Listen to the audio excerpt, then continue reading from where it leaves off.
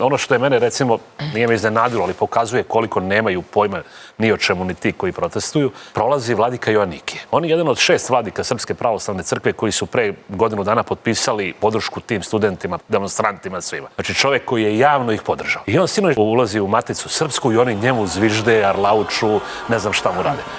Nemaju oni pojma ko je on. Ne znaju oni da je on podržao te njihove proteste vremena. Oni vide čoveka u mantiji, on je njihov neprijatelj. Zamislite neka druga zemlja, bilo koja, i u okruženju i u svetu, da obeležava 200 godina jedne takve institucije. Da. Pa ceo Novi Sad je trebalo da bude onako ukrašen u nekoj, em je praznik, em još u dodatnom prazničnom duhu povodom 200 godina Matice Srpske i da zaista svi, bez obzira na neka svoja bilo kakva ideološka, politička ili neka druga opredeljenja, da ne koristimo to, nego da zaista obeležimo nešto što je deo naše istorije, što je deo naše kulture i nešto čemu treba svi da se radujemo. Nekad ima u onom jednom, da li to beše u Maratoncima, žao mi je što ste moji, a ne deca mojih neprijatelja. Ko je vas poznavao, ni pakao mu neće teško pasti.